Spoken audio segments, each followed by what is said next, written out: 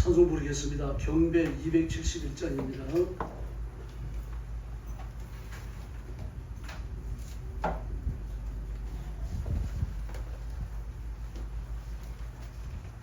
경배 271장입니다.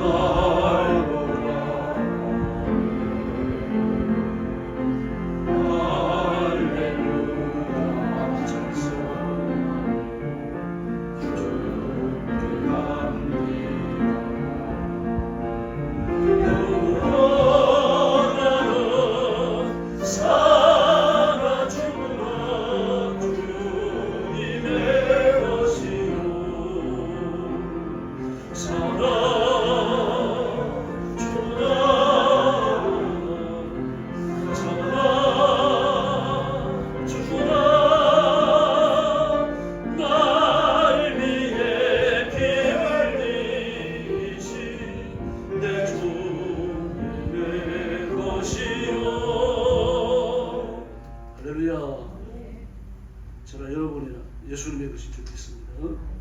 276장 부르겠습니다. 세상일에 실패했어도 경배 276장입니다.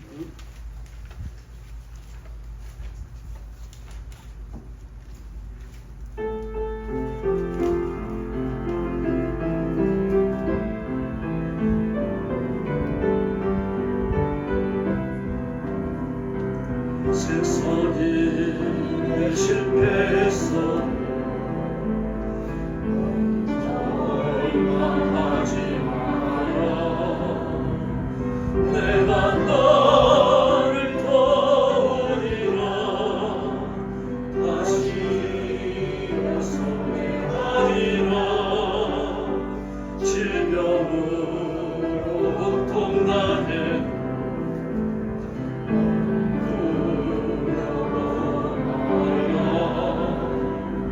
내가 너를 고쳐주리라.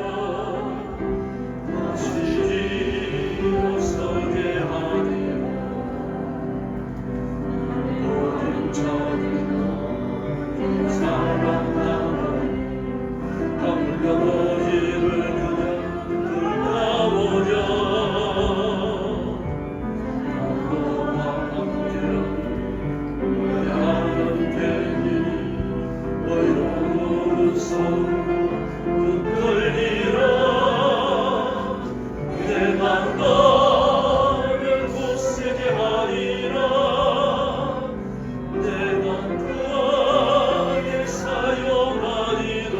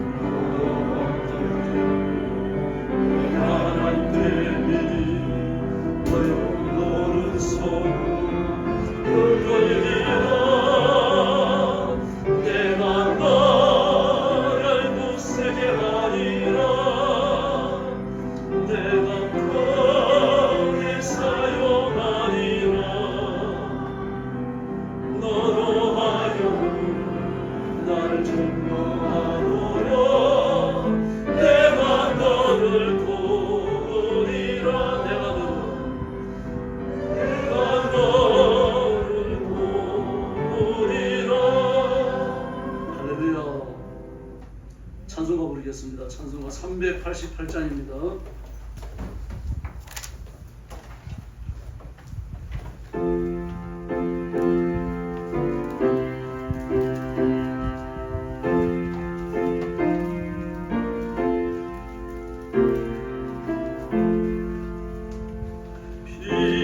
비바람이 칠 때와 물결로 비일 때에 사랑받는 우리 주 나를 품어주소서. 꿈까지 나가도록 나를 숨겨 주시고 안식 없는 곳으로 주여 인도하소서. 나의 영혼 피할 때 예수밖에 없소니 혼자 인내하시고 위로하여 주소서. 구주하신 마음껏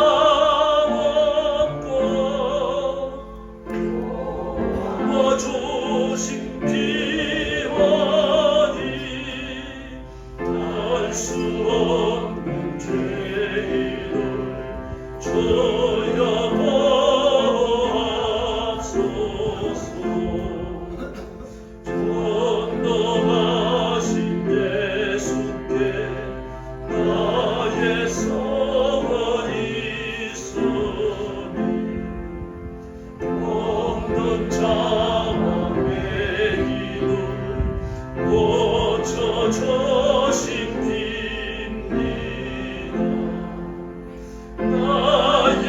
나에게는 죄악이 마누라의 자수나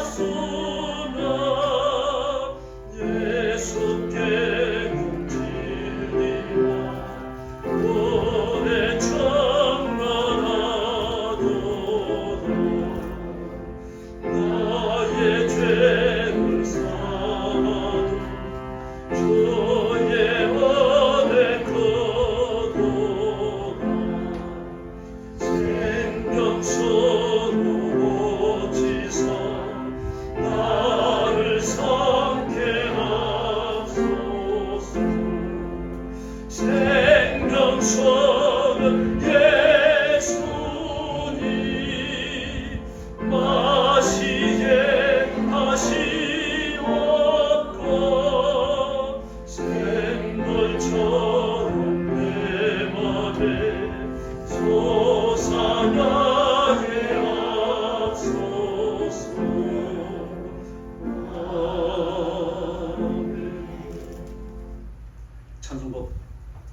390장입니다. 예수가 그들이시니.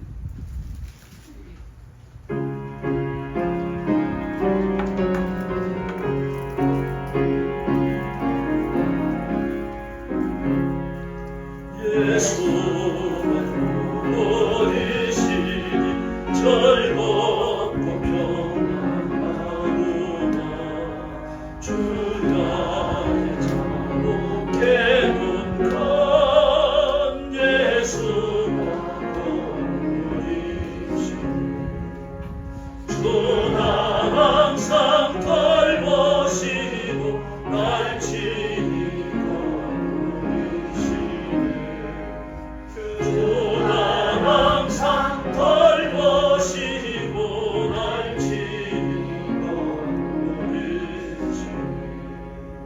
때때로 당하면 때때로 기쁜 우리네 동파주 지키시고 평안히 인도하시네. 아멘. 주나 항상 돌보시고 날 지니고 계시네. 주나 항상 돌보시고 날 지니고 계시네. 4절 부릅니다. 이 세상 나올 때에 나희의 번세이기네. 천국에 가는 그길도 예수가 걸으시네. 주나 항상 돌보시고 날 지니고 계시네. 주나 항상 돌보시고 날 지니고 계시네. 아멘.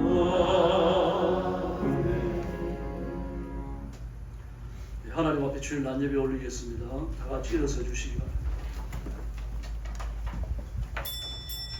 머리 숙여서 묵상 기도 드리겠습니다.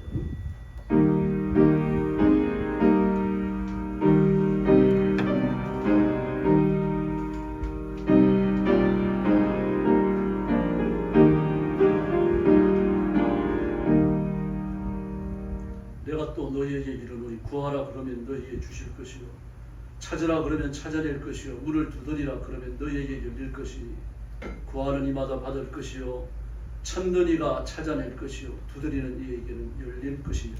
아멘. 자비하신 아버지 감사합니다. 내 죄를 짊어지고 운명처럼 지옥의 흉벌에 떨어진 저희들을 그리스도의 보혈로 씻기시고 하나님의 자녀를 삼으시며 하나님의 일을 하도록 하나님이 종이 되게 해주셨으니 감사합니다. 오늘도 하나님이 사랑하시며 또 하나님을 사랑하는 귀한 종들이 와서 엎드려 경배와 찬양을 바칩니다. 하나님의 가슴에 품으시고 하늘 문을 여시고 복 내려 주시옵소서. 오늘도 땅 끝까지 이르러 복음 전하는 선교사님들 주의 종들과 사랑하는 성도들을 기억하시고 그 드리는 예배를 받으시며 선교의 현장마다 하나님의 살아계심을 보여주시옵소서. 오늘 아침도 저희들이 예배하며 말씀을 나눕니다. 성령께서 뜨겁게 임하여 저희를 다스려 주시기를 원하오며 예수님의 이름으로 간절히 기도 올리옵나이다. 아멘. 찬송가 618장 보겠습니다.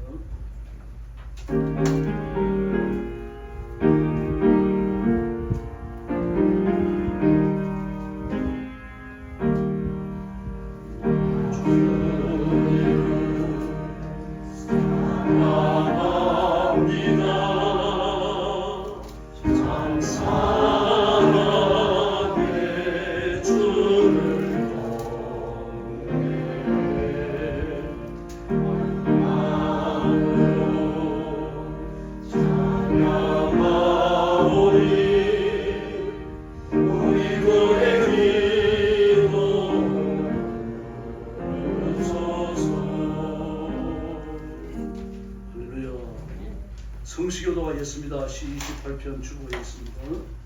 여호와께서 내게 부르짖으오니 여호와여 내가 부르짖으오니 나의 반석이여 내게 귀를 막지 마소서. 주께서 내게 전달하시면 내가 너에게 전하와 부탁하나이다.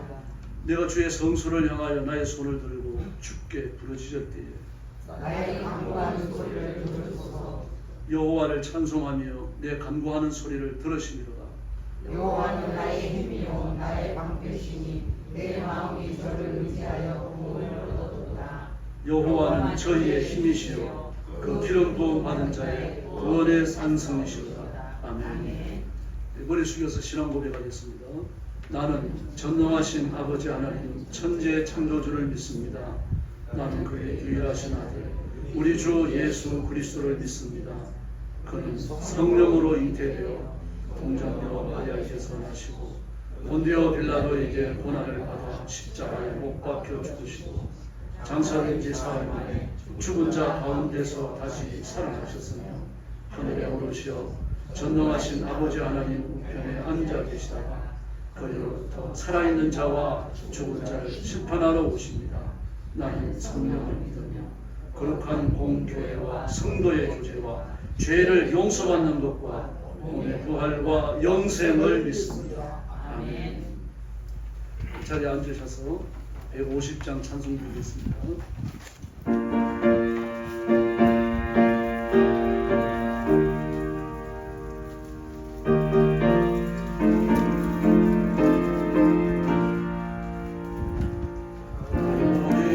산 위에 십자가 섰으니 주하고 나를 강한표라. 오만 십자가는 내가 사랑하는 주와 모형을 멀리미라. 죄로 승리를 얻기까지 주의 십자가 사랑하리. 인간 멸류관 받기까지 너가 십자가 묻을겠네. 역시 천대와도 주의 십자가에 나의 마음이 끌리도다. 그냥 어린 양이 세상 죄를 지고 험한 십자가 지셨도다. 최후 승리를 얻기까지 주의 십자가 사랑하리. 빛난 멸류관 받기까지 험한 십자가 묻을겠네. 온 십자가에 주가 흘린 피로 믿는 마음으로 바라보니 용서하고 내게 사시러 주가 흘리신 보혈이라. 최후 승리를 얻기까지 주의 십자가 사랑하리. 빛난 멸류관 받기까지 험한 십자가 묻을겠네. 주님이 하신 나의 모양 집에 나를 부르실 그날에 하늘 계신 우리 주와 함께 내가 죽도록 청성하리. 최후 승리를 얻기까지 주의 십자가 사랑하리. 빛난 멸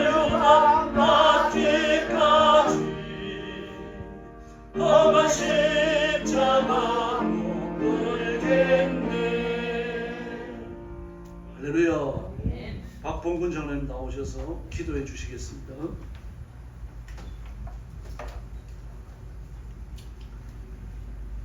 할렐루야. 사랑과 은혜가 풍성하신 참 좋으신 우리 아버지 하나님, 8월의 뜨거운 폭염 속에서도 우리의 삶을 지키시고 은혜 가운데 보호하여 주신 주님의 놀라운 사랑에 감사와 찬양을 올려드립니다.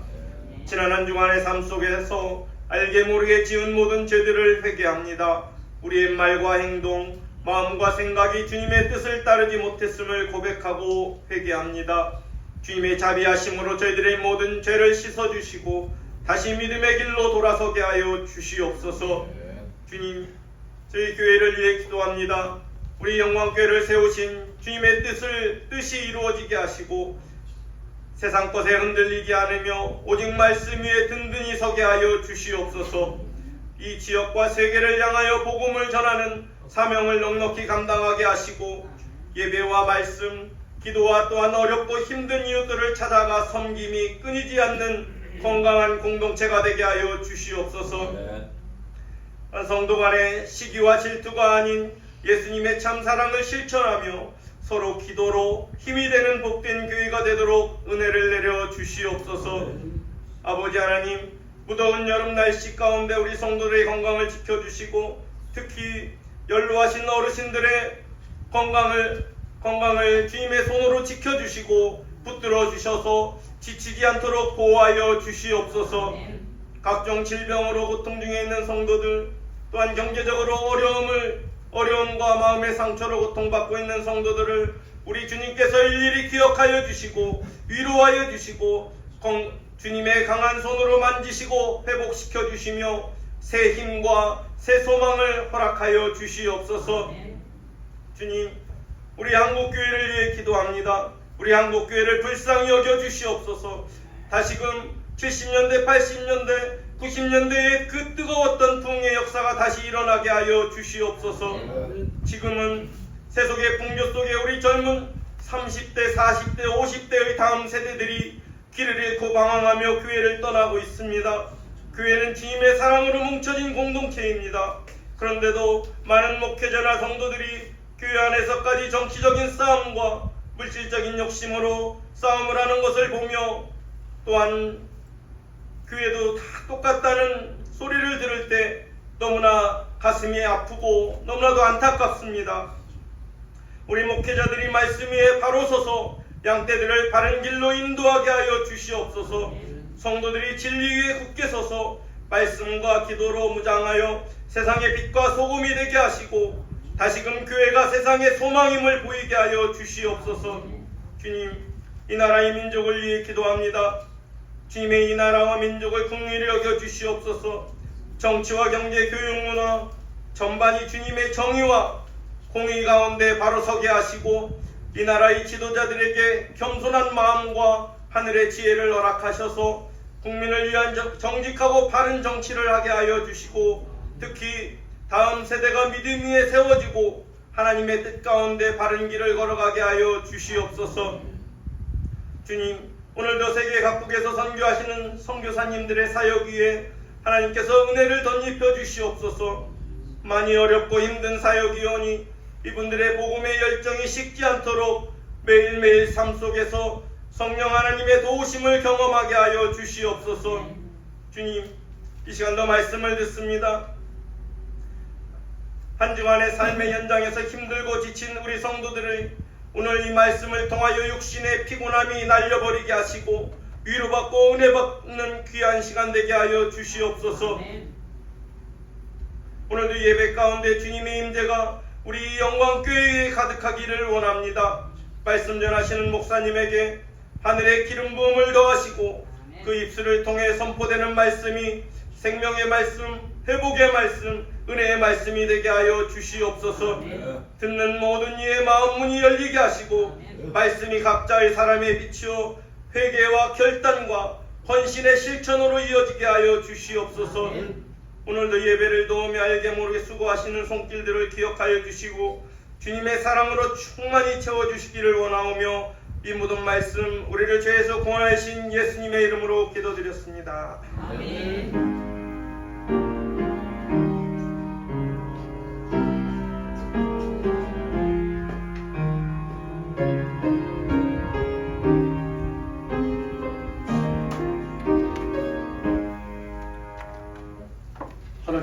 교도하겠습니다. 구약성경 신명기 6장 4절부터 9절까지입니다. 구약성경 271페이지.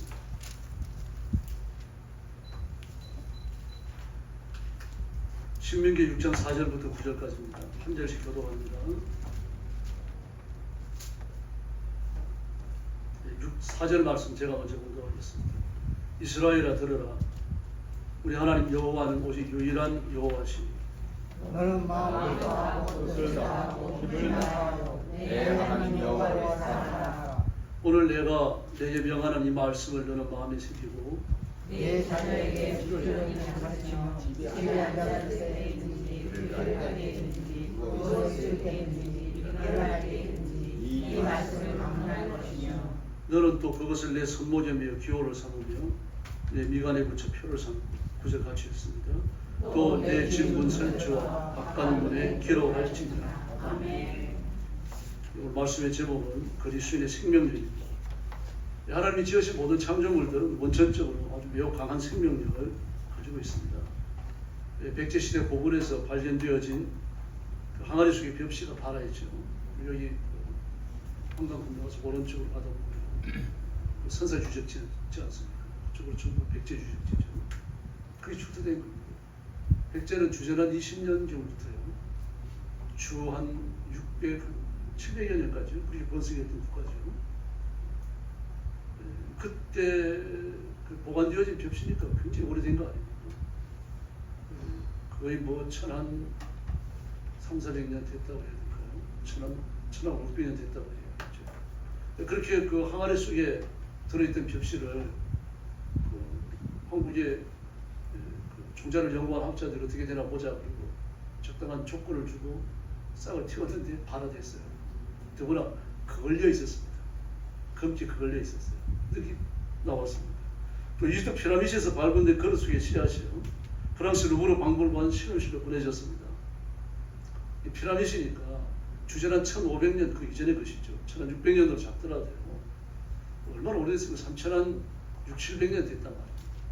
근데 그게 그 이제 피라미드 발굴하는 과정에서 잘 이렇게 마무리된 그 쇠로 만들어진 전부 다 쇠는 아닙니다. 쇠로 만들어지고 만들어 또 토기로 감싸고 아주 정성스럽게 만들었어요.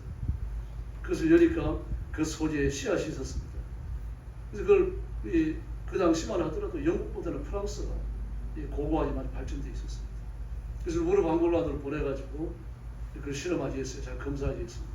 역시 학자들이 사인 하나 안 나는지 시험을 한 거죠. 그때 발화했어요. 꽃과 곡식이 섞여 있었습니다. 지금의 과학자들은 병화 속에 보관되어 있는 마모스의 체세포를 채취해서 줄기세포 배양 방법을 통해서 그 맘모스를 살려낼 계획을 세우고 있습니다. 체세포의 정식은 일어나요. 그것도 놀랍잖아요. 체세포가 정식된다는 게요. 그러나 체세포가 정식되는데 어느 정도 정식되다 죽어버립니다.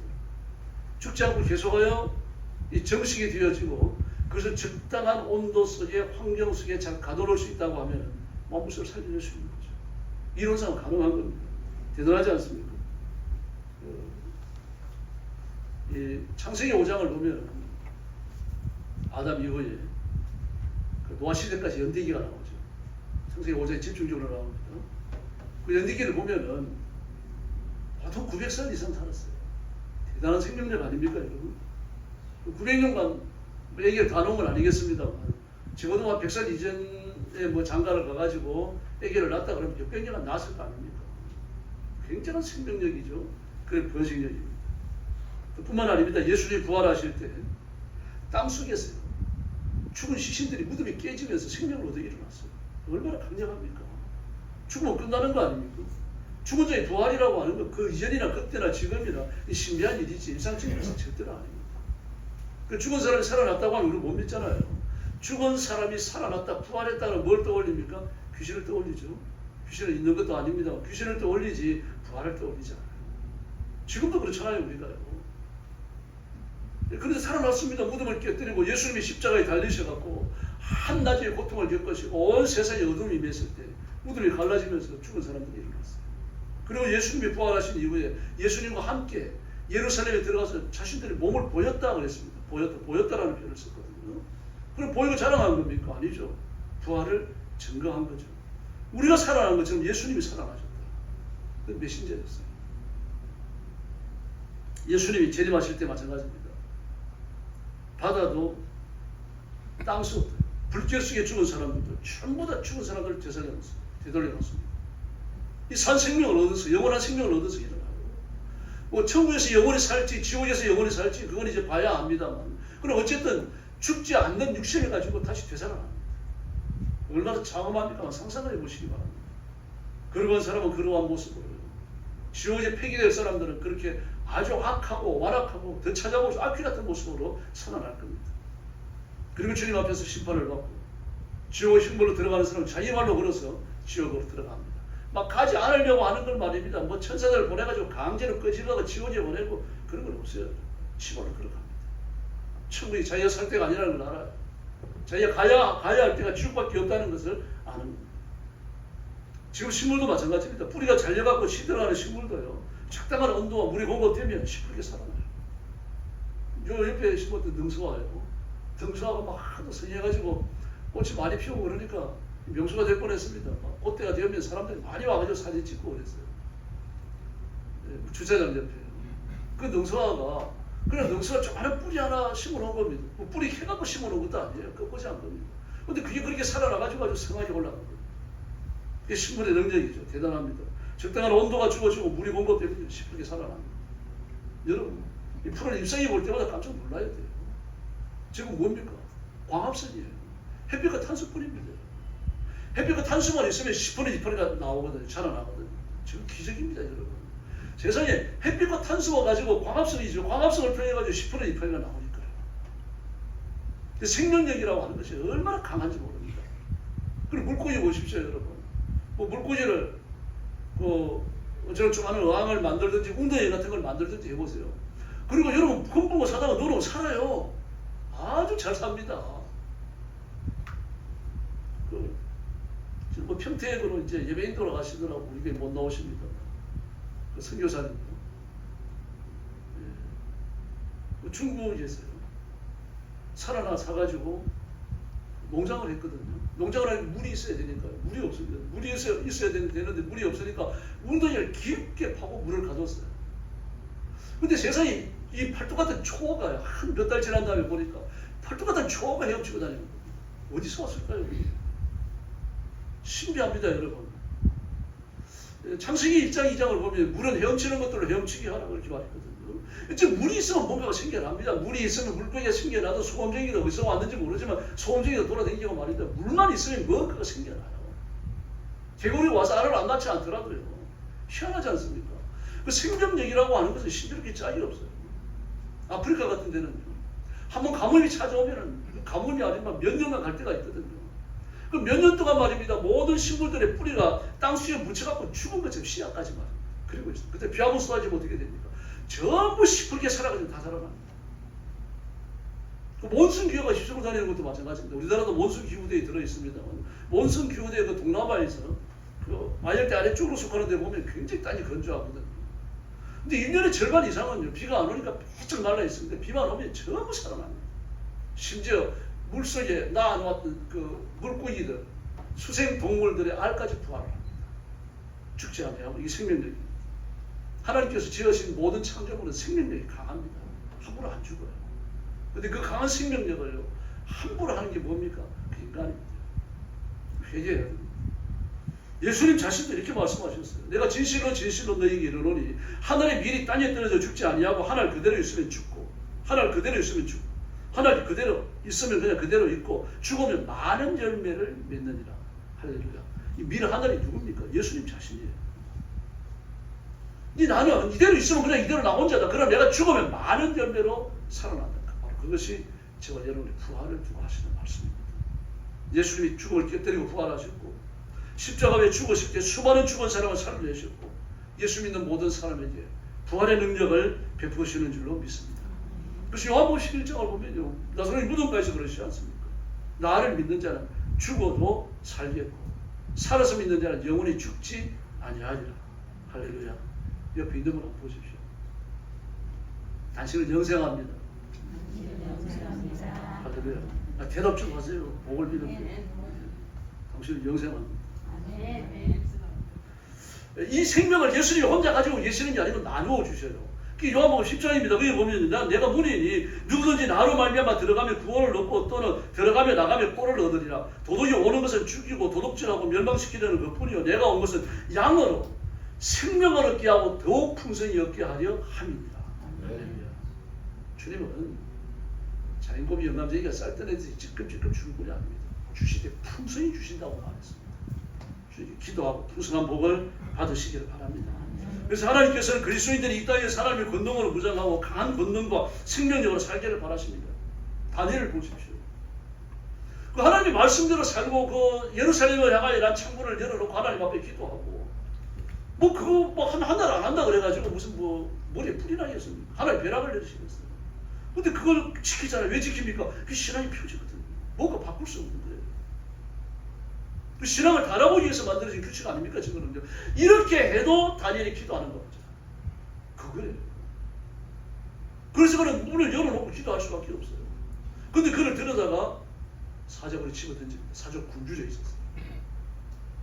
그런데 사자가 순한 양식을 변해버렸습니다. 하나님이 사자를 다스리신 줄로 믿습니다. 이 부활의 생명입니다. 다니엘의 생명입니다. 그러나 다니엘을 가만히 집어넣었던 사람도 어떻습니까? 그를 이 사자굴에 집어넣었던 사람, 그를 들어서 사자굴에 던지라 그러니까요. 막 얼마나 배가 고팠든지 사람이 땅에 닿기도 전에 사자가 뛰어 올라가지고 그대로 묵혀버립니다. 그 뼈가 부서져갖고 사자의 머리가 되어버리는 거죠. 하나님이 지금도 살아계시며 자기 자녀들에게 복을 주시는 줄로 믿습니다. 베드로는 64년경 네로 황제 때요 바티칸에서 십자가에 거꾸로 못 박혀 순교합니다. 순교한 곳에 베드로 성당이 지어졌고요. 세계적인 순례의 방문지가 되어져 있습니다. 그런데 역시 우상 숭배입니다. 베드로 성당 앞에 세워져 있는 베드로 상이 있습니다. 그걸 왜 만들어놨는지 말입니다. 저도 가보고 그 사실이 있다만요. 베드로 상에 엄지발가락이 없습니다. 왜 없을까요?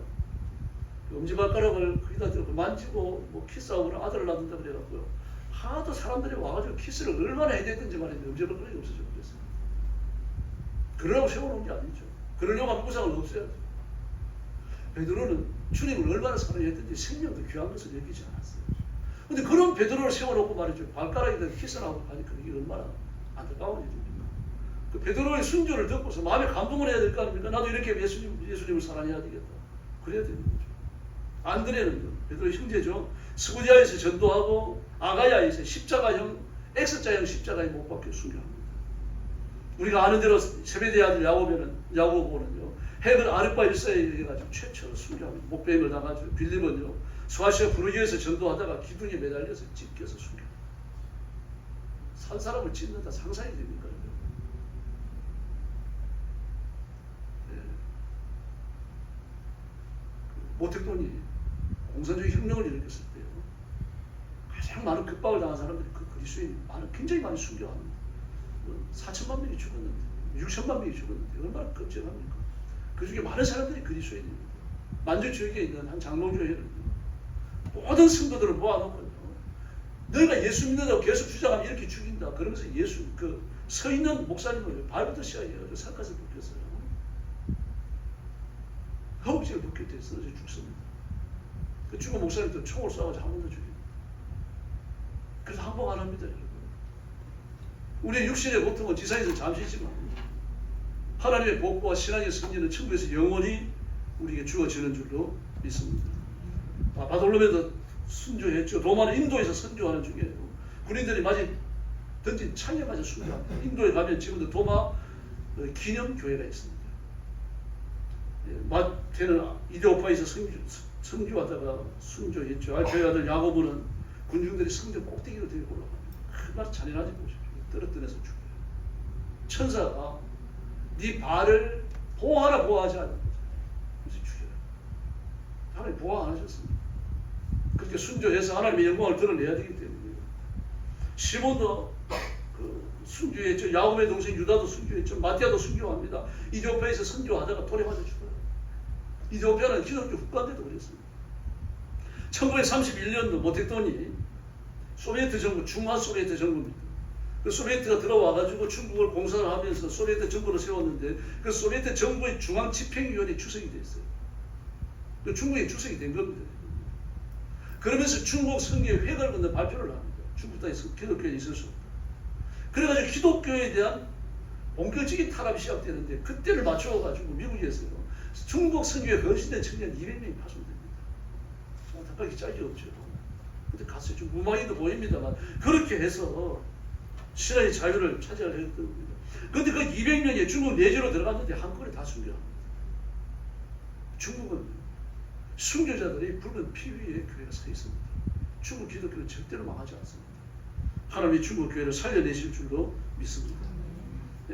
그때 그 죽었던 베티샹 청년이 있는데 그 시중의 일부를 제가 읽어드리겠습니다. 지금 여기는 중국을 말하죠. 중국은 황금도 없고 몰약도 없고 현같은 유향도 없고 회개하는 한 사람이 마음 더 없는 고귀한 그 돌이킴이 예물이다. 주님 앞에 바칠 수 있는 예물이 없지만 돌이키는 한 사람, 회개하는 한 사람보다 더 귀한 예물은 없다는 얘기입니다. 천사의 노래도 들리지 않고 순교자의 기도만 하늘을 듣는다. 그리스도에서 떨어진다면 성탄도 명절도 무슨 기쁨이 돼요. 영광의 광채요. 예수님이 우리를 비추셨어요. 그래서 죽었어요.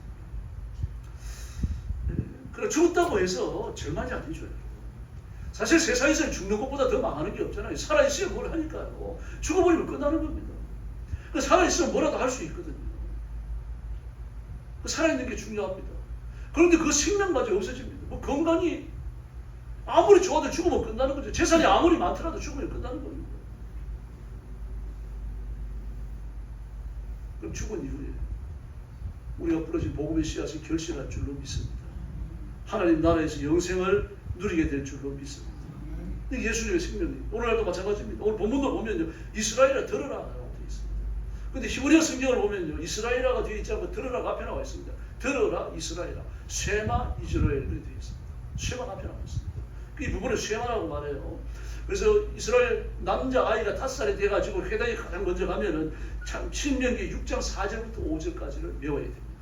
가장 먼저 받는 숙제예요. 이걸 읽기 하고 외우고 그 다음날 와가지고 이걸 외워야 돼요. 하루 동안 외워야 됩니다. 들으라 이스라엘아. 우리 하나님 여호와는 오직 유일한 여호와이시니 너는 마음을 다하고 뜻을 다하고 힘을 다하여 내 하나님 여호와를 사랑하라. 할렐루야. 여러분 하나님은요 저절보다 욕심이 많으셔요. 여러분이 한 놈만 팔아도 싫어하십니다. 여러분의 마음이 1%라도 다른 곳에 가 있는 걸 정말 싫어하십니다. 마음을 100% 다 바치기를 원하셔요. 그래서 마음이 흐트러지는 건, 마음이 딴 데가 있는 건 이게 뭡니까? 부정한 겁니다. 그래서 예수님께서 하나님께서 뭐라 그랬습니까? 십계명을 주시면서 나 여호와는 집중하는 여호와인지 그렇게 말씀을 하셨던 겁니다. 그래서 온 힘을 다해야 됩니다. 마음을 다하고 뜻을 다하고 힘을 다하고 여호와 하나님을 사랑해야 할 줄로 믿습니다. 이게 우리 생명력이 우리 역동성입니다. 우리가 그렇게 살아야 되고 또 목사는 그렇게 가르쳐야 되고 여러분들도 그렇게 배워야 할 줄로 믿습니다. 그러나 뭐 이렇게 산다 그래가지고 우리가 모든 일에 만사형통하고 승리하고 막 하는 손대는 것마다 성공하고 그런 거 결코 아닙니다. 왜 그렇습니까? 육신을 갖고 살기 때문입니다. 바울 사도를 보십시오. 심각한 병에 걸렸잖아요. 심각했어요. 그건 무슨 병인지 모르겠습니다만 갈라디아 교회를 향해서 뭐라 그럽니까? 너의 눈이라도 빼어 주었으래요. 어떤 사람은 그 바울이 안질환을 알았을 거라고 말해요. 그럼 그때 뭐 눈병이 흔했으니까요. 위생 상태가 안 좋아가지고. 근데 어쨌든 어떤 병이고 하면은 내가 나로 인하여 시험에 들지 않았다라고 말을 했거든요. 그러니까 바울이 든 병 때문에 다른 사람이 보면 시험에 들 정도의 병이었어요. 뭔지는 모르겠습니다. 하나님의 사자가, 하나님의 존이, 하나님의 사도가, 예수님의 존이 어떻게 저런 병에 걸릴 수 있을까? 목사도 저런 병에 걸릴까? 이런 병에 걸린 겁니다. 그게 뭔지 모르겠어요. 근데 그런 병에 걸렸어요. 바울도 이걸 놓고 심각하니까 자신의 문제를 놓고 심각하게 기도했습니다. 성경을 3번 기도했다 그랬잖아요. 제가 말씀드렸습니다만 그 기도했다는 말에 현재 분서가 쓰여졌습니다. 3번만 기도하고 만 게 아니라 3번씩 하는 기도를 계속하여 반복했다는 뜻입니다. 근데 오늘 하나님 응답하십니다. 그 기도 그만해라. 그 기도 안 듣는다. 하나님 저 병이 있는데요. 내 은혜는 약한 데서 문제되십니다. 아 그러십니까? 바울은 평생 병을 다루고 살았습니다. 여러분 여러 박해 때 순교합니다. 그때까지 순교의 제물로 하나님 앞에 바쳐질 때까지 병을 달고 살았어요. 병을 두려워하지 말기를 바랍니다. 병이 어쩌지 못하는 그리스도인이 되어야 할 줄로 믿습니다. 그 믿음이 문제죠. 저는 건강하기를 위해서 기도해요. 여러분이 건강하기를 위해서요. 좀 물질 좀 부도 누리고 좀 여러분도 말입니다. 물질 좀 많이 써보고 가난한 사람들에게 좀 오세요 사정만 하는 게 아니라 좀 이 물질하고 전도도 해야 될 거 아닙니까? 그러나 혹시 어려움을 겪더라도 그런 어려움 다가오는 시험이 나를 넘어뜨리지 못해야 됩니다. 우리는 하나님의 자녀고 하나님의 백성입니다. 세상과는 구별되는 삶을 살아야 할 줄로 믿습니다. 그래서 하나님께 집중된 영성, 말씀에 대한 절대적 순종으로 우리 자신을 하나님 앞에 바쳐야 할 줄로 믿습니다.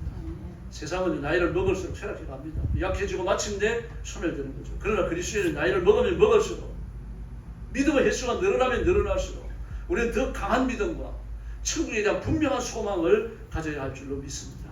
사도행전 2장 17절에 보니까요. 하나님이 말씀하시기를 말세에 내가 내 영을 모든 육체에 부어주리니 너희 자녀들은 예언할 것이요 너희 젊은이들은 환상을 보고 잘 들으세요. 너희 늙은이는 꿈을 꾸리라. 할렐루야. 너희 늙은이는 꿈을 꾸리라. 아니 목사님 이제 잠잘 때 꿈 잘 꾸는데 그 꿈을 말하는 게 아닙니다, 여러분. 천국에 대한 소망을 말하는 겁니다. 예수 믿는 믿음으로 내가 나이 많아 늙었지만 하나님이 내 부르시는 날까지 믿음 반드시 지킨다. 이 꿈을 말하는 거예요, 여러분. 믿음으로 살고 믿음으로 형통하고 그리고 믿음의 흔적을 내가 세상에 남겨놓고 말겠다. 이 꿈을 말하는 겁니다. 그러고 우리 신앙의 연륜이 깊어질수록 우리의 인격과 영적인 사랑은 같이 성숙해야 할 줄로 믿습니다. 아브라함도 보십시오.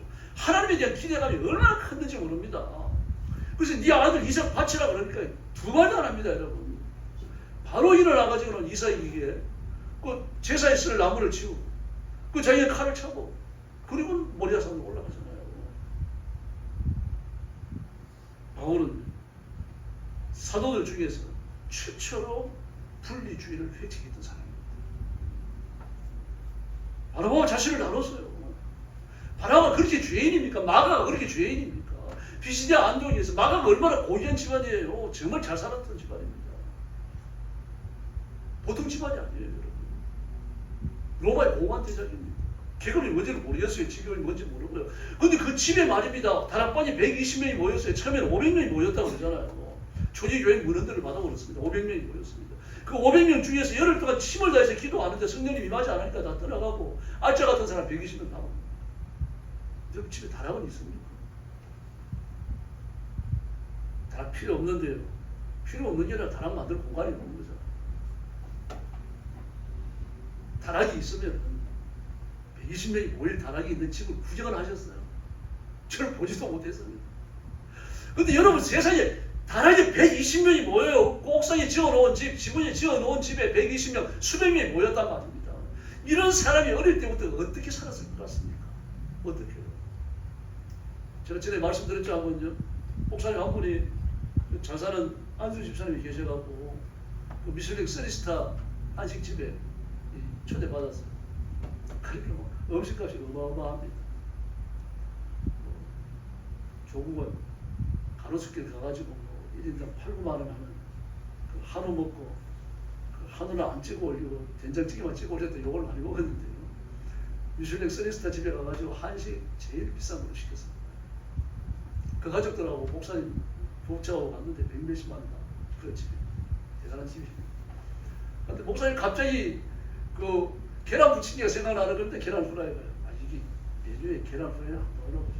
목사님 드시게 와 어찌 먹고 싶다고 그래 시키는 거예요. 불러가지고 계란 후라이 갖고 와. 갖고 오는데 뭐 저거요. 저 돈 내야 돼요. 그러니까 그럼 시키지 맙시다. 그럼 시켰는데요. 얼마입니까? 그러니까 계란 후라이 하나 9,000원입니다. 뭐 더 이상 뭔 말을 하겠습니까? 목사님 9,000원짜리 계란 후라이를 먹는데 이게 넘어가는지 안 넘어가는지 모르는 거죠. 다른 음식은 얼마나 비쌉니까? 그 비싼 이유는 메뉴에 안 들어있는 걸 시켜서 비싸다는 거예요. 메뉴에 포함되어 있으면 이제 그렇게 안 비싸게 계산되겠죠. 그런데 그 집 식구들은요, 그걸 절반도 안 먹고 내놓는 겁니다. 한 입 빼먹고 내놓고. 목사님 아까워 죽겠어요. 자기가 다 먹고 싶은데 그럴 수는 없고요. 그게 뭘 말합니까? 어려서부터 9,000원짜리 계란 후라이를요 그냥 먹어온 겁니다. 그 습관적으로 먹어온 거예요. 습관적으로 먹어왔으니까 그걸 먹는데 부담감이 없고 한 입 먹고 내버리다가 아무런 부담감이 없는 거예요. 여러분 요즘 세상에 조금만 잘 살아도 그래요. 근데 여러분 다락방에 지붕에서 저 게이트룸 아닙니까? 그게 게스트룸 아닙니까? 게스트룸에 수백 명이 모이는 그런 집에서 사는 아들입니다. 아들, 집 주인의 아들 어떻게 살았을 것 같아요? 그런 아들이 나가면 하인이 몇 명이 따라갔을 것 같습니까? 거기서 타박타박 걸어가지고 뭐 흙묻은 음식, 이런 음식, 저런 음식 온갖 고생을 당하면서 비실이 안지옥까지 간 거예요. 제가 볼 때 그 간 것도 기적입니다. 그 견딜 수 없어가지고 집으로 돌아온 거 아니에요. 근데 그게 못마땅해가지고 바울은 말이죠. 요즘 우리 식으로 얘기하자면 있는 저주 없는 저주 다 뽑았다고 말해야 돼요. 그러니까 다음에 저도 얘기할 때 그 칼같이 끊어버리고 자기가 어떤 인간인지 잊어버릴 거예요. 심각한 분리주의자가 바울로부터 시작됐습니다. 근데 하나님은 그걸 은혜의 원리로 바꾸신 줄로 믿습니다. 그래서 우리는 사람 눈치 보면 안 됩니다. 하나님 눈치 봐야 돼요. 사람 눈치 보면 상처받아요. 하나님 눈치 보면은 은혜 받을 줄로 믿습니다. 그래서 하나님 우리를 보실 때 좀 마음이 편하셔야 됩니다. 막 물가에 내놓은 애들처럼 말이죠. 이게 아슬아슬하면 안 된단 말입니다. 그럼 어떻게 그렇게 할 수 있습니까? 하나님 앞에 순종하면 되는 줄로 믿습니다. 그러면 유치하면 안 돼요. 고린도교회 교인들이 유치했잖아요. 얼마나 그 유치라는 말이 무슨 말이 어리다는 뜻이죠? 유치원 유치. 그거예요 여러분. 유치하다, 치사하다, 아주 어리숙다, 미숙하다. 이렇게 전부 다 같은 말입니다 여러분. 숙련되지 못했다, 어린아이다. 다 같은 말입니다. 유치한 그리스도인이에요. 유치한 그리스도인이 되어놓으니까 잘 삐지고 말입니다. 막 육신의 죄를 버리지 못하고 교회에 들어오고 교회에 들어와갖고도 칠죄명 하나 해결하지 못하고 세상에 무서운 칠죄명을 범한 사람들이 교회 안에서 막 자랑하듯이 말하는데 교회는 간여도 안 하고 말입니다. 그걸 보면서 마음이 상하고 아프기도 하고 그래가지고 내가 너희들에게 젖바퀴를 못 먹인다. 딱딱한 음식을 먹지도 못한다. 이게 너희들을 향하는 내 심정이다. 내가 그렇게 가르치지 않았는데 왜 그렇게 변해 있는가. 이러면서 야단을 쳤어. 그래서 우리는 적어도 자기를 돌볼 줄 알아야 할 줄로 믿습니다. 어제 아이들을 보면 대성을도 못 가리죠. 뭐 그냥 먹고 싶을 때 먹고 잠자고 싶을 때 잠자고 울고 싶을 때 울고 오줌 싸고 싶을 때 오줌 싸고 뭐 집안대로 해버립니다. 그리고 성이 안 차고 막 울고 말이죠. 난리가 나는 거죠. 뭐 그래도 아이니까요. 아직 어린 아이니까 이제 뭐 몇 개월 되지도 않았고 이제 겨우 돌지 않고 그러니까 그럴 수밖에 없어요. 그 나이 또래는 그거 하는 게 당연한 거 아닙니까? 근데 여러분 나이 15살이 됐어도 그럽니다. 20살이 됐어도 그럽니다. 이거 심각한 거예요. 이게 고린도 교회입니다. 육에 속한 그리스도인이에요. 근데 생명력이 약해졌기 때문입니다. 그러므로 좀 성숙한 신앙을 가진 사람들은 남을 배려해요. 영적으로 배려하고 살면서 배려하지만요. 영적으로 성숙하지 못하면 유치해집니다. 남을 배려하고 자기만 알아요. 전부 다 자기 중심적으로 생각을 하는 겁니다. 생명이 약해지면 예배조차 거짓덩어리가 됩니다. 하나님 앞에는요. 이사야 1장 11절 이하의 말씀을 보니까 하나님이 하시는 말씀입니다. 너희의 무수한 재물이 나에게 무슨 유익이 있느냐. 나는 순양과 번제와 살찐 짐승의 기름에 배불렀고 나는 수송아지나 어린 양이나 순염소의 피를 기뻐하지 않는다. 너희가 내 앞에 보이려고 오니 이것을 누가 너희에게 요구하였느냐. 내 바닥만 밟을 뿐이다. 헛된 재물을 다시는 가져오지 마라. 분양한 내가 가져 이기는 바다. 월삭과 안식일과 대회로 모이는 것도 그렇고 선의하더라. 악을 행하는 것을 내가 견디지 못하겠다. 그러면서 뭐라고 말씀하십니까? 차라리 성전을 닫아버리라고 말씀하십니다. 말라기 1장 6절 이야기도 마찬가지입니다. 만군의 여호와가 이르노라. 너희가 눈물 희생제물을 바치는 것이 어찌 악하지 아니하며 저런 것 병든 것을 드리는 것이 어찌 악하지 아니하니 그것을 너희 총독에게 드려보라. 그가 너를 기뻐하며 너를 받아주겠느냐. 안타까워하십니다.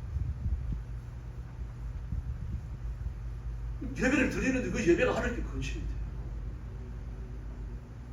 반면에 하나님께 기쁨이 되는 역동적 그리스도인들이 있습니다. 생명력이 풍성하죠.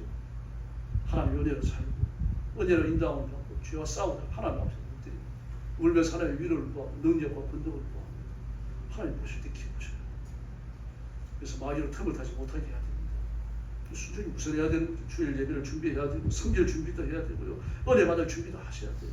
일찍 오셔갖고 자기가 성경 것을 준비하시고 그리고 성경 찾아놓으시고 찬송가 찾아놓으시고 설교하는 목사를 위해서 기도하시고요.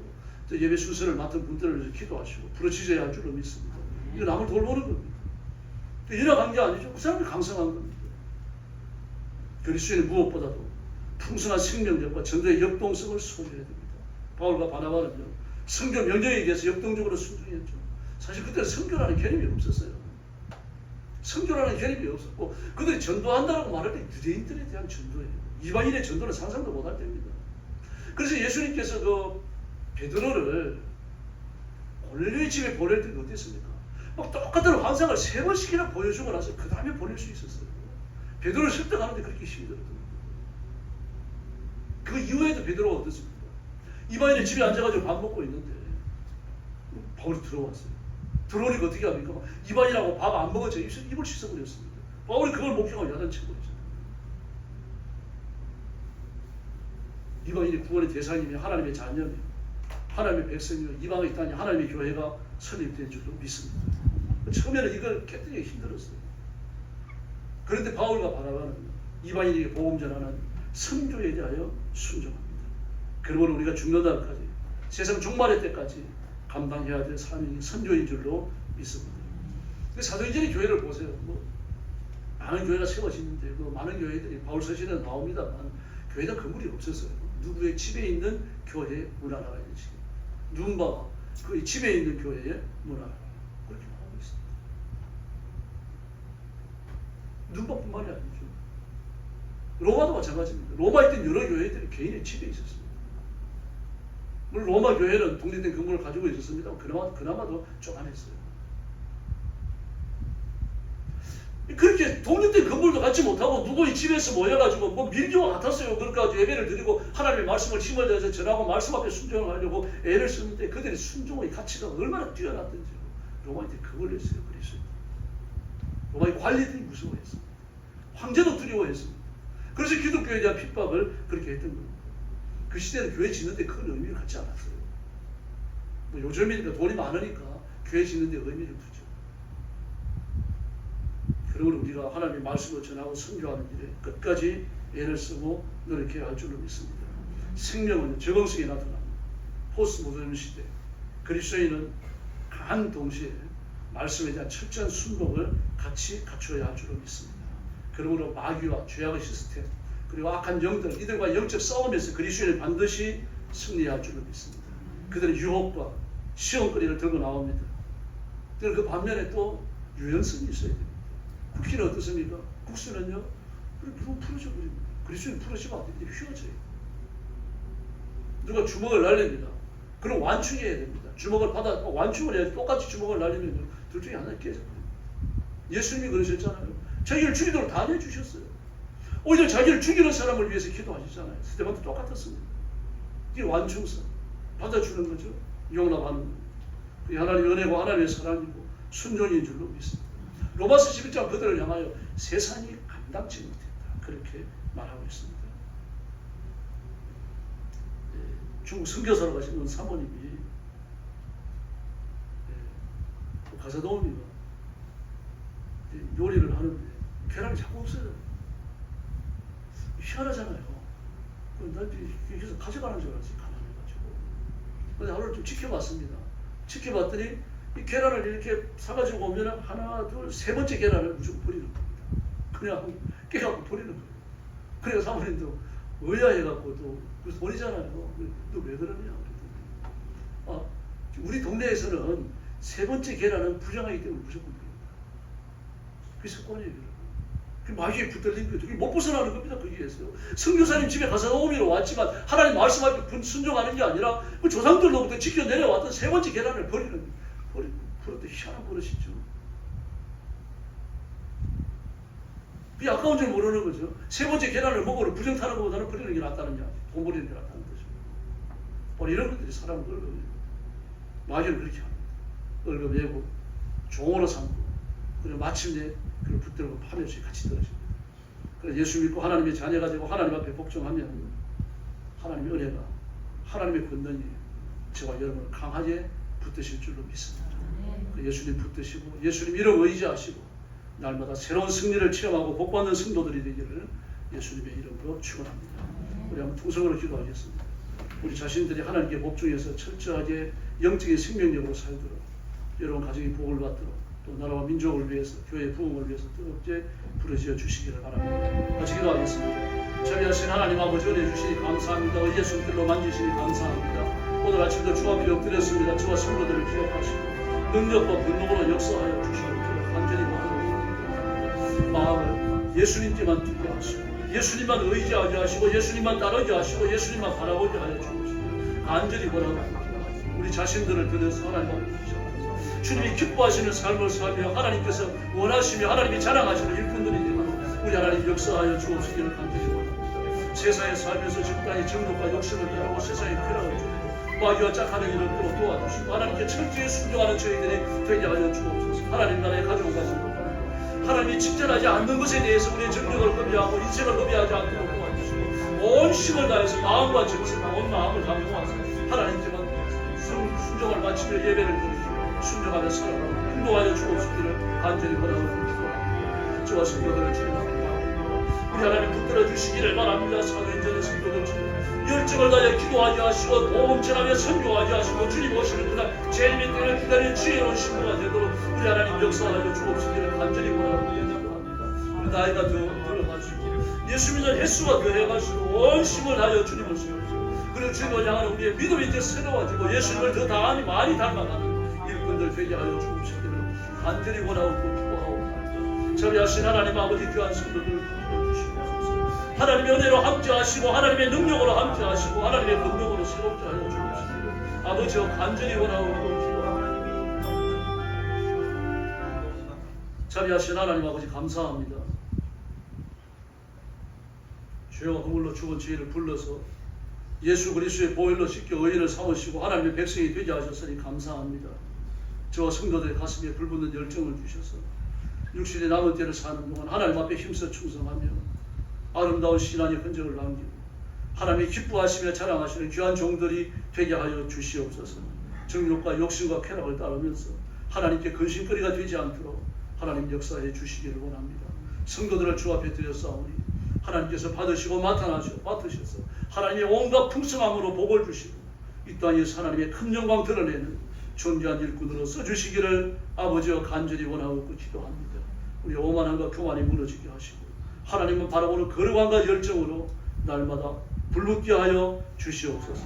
성도들 가정에 복을 주시고 온전치 하시고 새롭게 하시고 병든 성도들을 다 치료하시고 병상을 박차고 일어나게 하여 주시옵소서. 주님이 주신 건강의 복을 받아 남은 시기를 주 앞에 드려 헌신하며 충성하는 기회를 허락해 주시옵소서. 물질의 복을 주시기를 원합니다.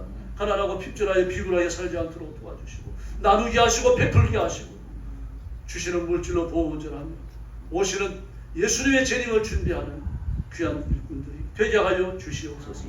자비하신 하나님 아버지 우리 교회를 주님 앞에 맡깁니다. 깨어있는 교회 살아있는 교회 하나님의 말씀이 그리스도의 보혈의 강물처럼 흘러가는 교회가 되게 하여 주시옵소서. 들어오는 10년마다 거듭나게 하여 주시옵소서. 구원받는 성도가 날마다 더하게 하여 주시옵소서. 우리 민족을 주님 앞에 맡깁니다. 대통령을 지어가시고 정치인들을 기억하셔서 공산주의를 하고자 하는 열정에서 돌아서게 하여 주시기를 원합니다. 공산주의를 이롭게 하는 모든 계획과 법들을 포기하고 버리게 하여 주옵시기를 간절히 원합니다. 하나님을 아는 지혜와 지식으로 온 세상에 다시 한 번 더 충만하게 하시고 교회마다 새로워지며 교회마다 부흥하며 교회마다 복을 받게 하여 주시옵소서. 주님께서 큰 은혜 주시는 것 감사하오며 예수님의 이름으로 간절히 기도 올리옵나이다. 아멘.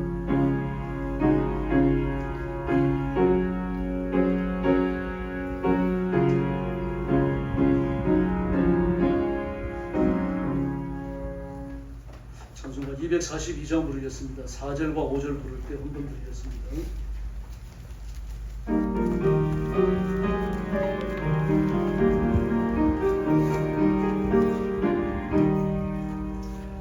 주가 장미꽃같이 피는 것을 볼 때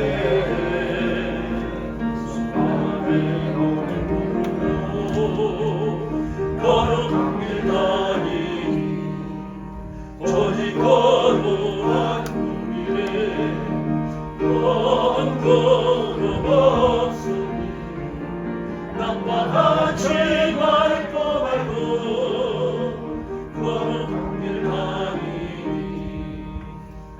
하나님의 아름다움과 그의 영광 볼 때에 괴로움을 잊어버리고 거룩한 길 다니니 어디 거룩한 그 길에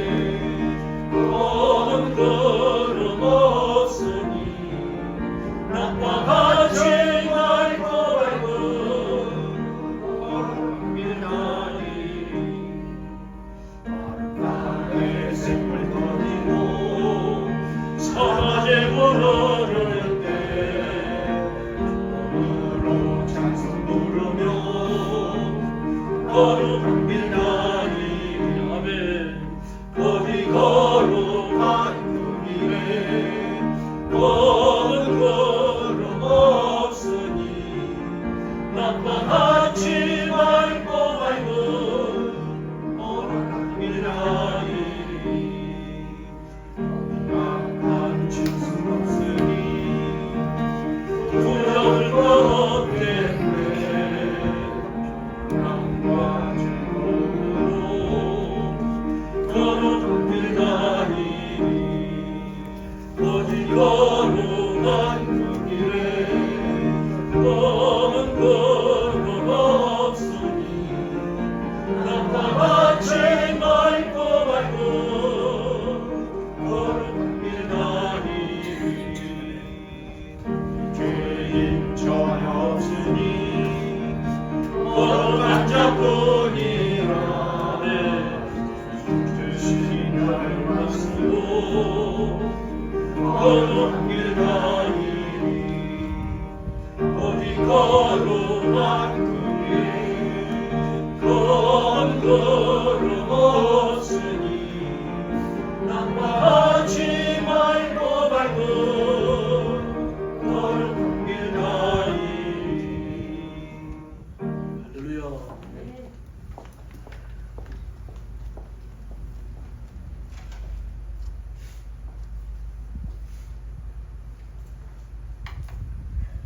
기도하겠습니다. 자비하신 아버지 감사합니다. 순서에 따라 예물을 봉헌합니다. 하나님 앞에 자신을 드려 헌신하며 예배하고 또 예물을 바치는 귀한 손길들을 기억하셔서 하나님의 가슴에 부으시고 복내려 주시옵소서.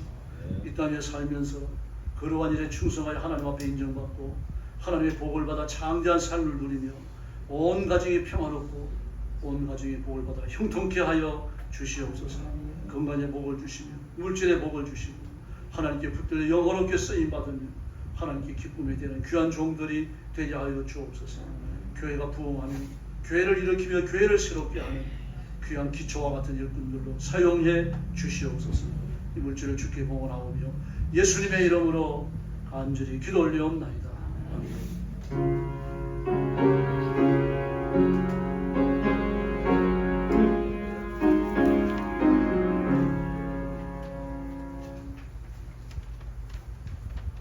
영광가족 수식 알려드립니다. 마가복음 6장 31절 성경 배웁니다. 같이 보겠습니다. 시작. 너희는 따로 한정한 곳에서 잠깐 쉬어서 오하는 사람입니다. 음식 먹을 겨를도 없습니다. 마가복음 6장 31절 말씀. 그리고 선교사님들과 나라와 민족을 위해서 계속 기도하시는 줄 압니다. 지금 우리 민족이 보통 위태롭지 않습니다. 여러분들 보시겠지만 뉴스가 들어도 아시겠지만 지금 미국 캐나다에서 나오는 한인 신문들이 있어요. 그 신문의 칼럼과 사설들에 이제 여러 번 등장한 내용 중에 이제 뭐가 있었냐면 그 이재명 정부가 대한민국을 중국에게 바다같이 바치려고 한다. 중국의 변방으로 만들려고 한다. 그 중국의 통치가 통하는 그런 나라. 그런 이유를 여러 가지로 들었더라고요. 지금 중국이 대한민국의 중국 공안들이 상주하다시피 하고 있습니다. 중국 공안들의 비공식적 사무실이 여러 군데 있습니다. 공자 학원이 많은 건 다를 것도 없고 서울대학에 그 시진핑 기념관이 있는 건 뭐 알려집니다. 네, 우리나라의 크고 작은 일에 중국 공안들이 직간접적으로 연결되어 있고요. 그 다른 외국인에 비해 가지고 중국인들의 베푸는 혜택이 굉장히 큽니다. 나라의 법이 바뀌었는데 한국에 거주하는 사람이 아니면 한국의 땅을 살 수 없어요. 중국인은 예외입니다. 그런 식이에요. 이런 것들 쭉 나열을 하면서 지금 이재명 정부는 대한민국을 중국의 변방으로 갖다 바치려고 하고 있다. 이렇게 얘기하고 있으면 굉장히 위태로운 거죠. 공산주의 하는 것이 마음의 소원이 바뀌어야 돼요. 이재명 대통령 마음이 먼저 변화되어야 되겠고 정신들도 바뀌어져야 됩니다. 하나님 간섭하셔서 우리 민족을 치료하셔야 할 줄로 믿습니다. 그런데도 하나님 은혜를 또 주셨어요. 11호 태풍이죠. 지금 12호가 올라오고 있습니다. 11호 태풍이 그 일본 아파트까지 왔죠. 그래가지고 누구든지 그 기상학자들이요 전 세계로 기상학자들이 유명한 데가 여러 군데 있잖아요. 영국이 있고 또 독일 이쪽도 유명하고 싱가포르도 대단히 유명합니다. 미국은 말할 것도 없고 미국은 군인들 그러니까 사령부죠. 미군 사령부에서 운영하는 기상 센터는 세계적으로 가장 우수합니다. 거기서 예측을 했는데 대한민국으로 우리나라도 예측을 했고요. 그런데 일본 앞바다까지 와가지고 90도 가가지고 중국으로 올라가 버렸어요. 아무도 예측을 못했어요. 참 우리로서는 천만다행이고 감사합니다. 중국은 또 죽을 지경이죠. 그렇게 강한 태풍이 지금 몇 개가 지나가고 있거든요. 그래서 하나님 은혜가 알게 모르게 중국이 미안합니다. 그렇게 지금 우리나라를 돌보고 있습니다. 어쨌든 그리스도인들이 끼어서 기도하고 울며 하나님 앞에 매달리면 하나님 우리 민족 앞에 살 길을 열어주실 줄로 믿습니다. 우리 교회 부흥을 위해서 기도하시고 전도를 위해서 기도하시고 힘써주시기 바랍니다. 옆에 계시는 분들하고 인사 나눠주시기 바랍니다.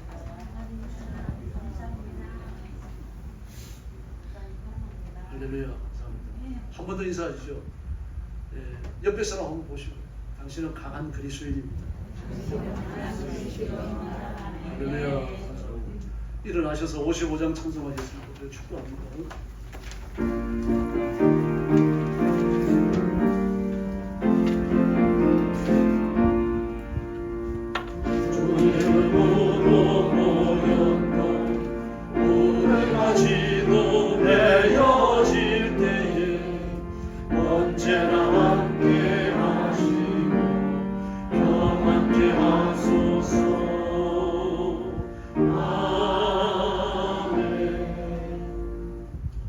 이제는 우리 구주 예수 그리스도의 은혜와 하나님 아버지의 극진하신 사랑과 성령님의 도우심과 인도하심과 교통하심이 오늘 감사와 기쁨으로 예배를 드리고 말씀을 받고 이 말씀을 따라 살기로 마음이 결단하는 사랑하는 모든 성도들 머리 위에 영원토록 함께 계실지어다.